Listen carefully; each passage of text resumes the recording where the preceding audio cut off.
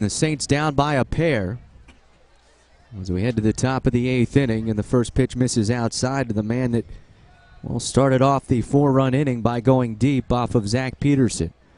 And Zach Peterson, who pitched so well today, now on the losing end of this game. There's the 1-0 in on the hands and a little pop up towards second. It's going to drop. Carter will field it on a hop and throw to first for out number 1. So 1 down for Gavin Dickey. And Charlie, if you're the St. Paul Saints, the emotional roller coaster of the game of baseball has kind of come up and bit you. 4-0 lead. Your starter's cruising.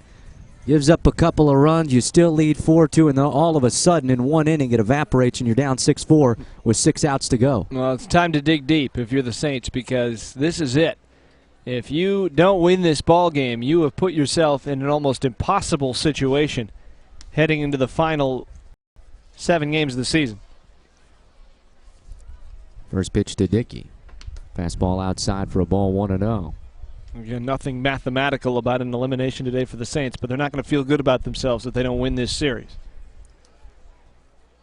No, because you wind up losing 2 or 3 and dropping a game in the series to Lincoln. There's a fastball inside, and you'd find yourselves 4.5 out of the wild card, and at best 3 games out of the division. Obviously, Sioux Falls plays later tonight. 2 balls and no strikes the count. And when you're chasing 2 teams, as the Saints are for that division, the lead is almost bigger than 3 games. Because eventually, I mean, you might catch Sioux Falls, but what if Wichita does too? Now you have to catch Wichita. Wichita only a half game back. 3-0, fastball for a strike, 3-1. You're right. The final 4 games of the season are at Sioux Falls, so you say to yourself, well, we kind of control our own destiny. But if you're still trailing Wichita, doesn't matter what you do against Sioux Falls. You also need help. There's a 3-1, and there's the breaking ball, drops in for a strike, 3-2. And we talked about the Wichita schedule, all Fort Worth and El Paso the rest of the way. That's 2 teams with combined 28 wins in the second half. Very surprised to see the fact that you might be surprised to hear that Sioux Falls does not have the best record in the league in the second half at this present time. That one line foul down the right field line.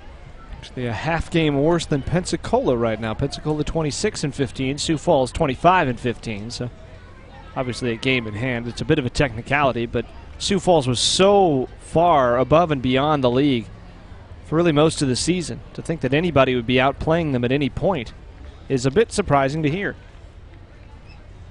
3 balls, 2 strikes the count. And that swung on and missed, and down on strikes goes Gavin Dickey. So 2 down. A nice job of battling back there by Joe D'Alessandro. Fell behind Dickey 3-0, and Dickey's a good hitter, and eventually just kind of tied him up down and in with a fastball.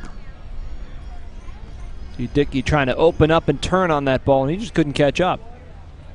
So 2 down now. Rafael Alvarez, the batter. Alvarez 1 for 2 with an RBI single, has a walk. And D'Alessandro's first pitch. Fastball misses outside for ball 1, 1-0. You want so badly to head into Sioux Falls with 4 games meaning something. And if the Saints are going to draw on anything, they're going to draw on a week ago today when they came from behind against Lincoln. Was that one a strike, and it's 1-1.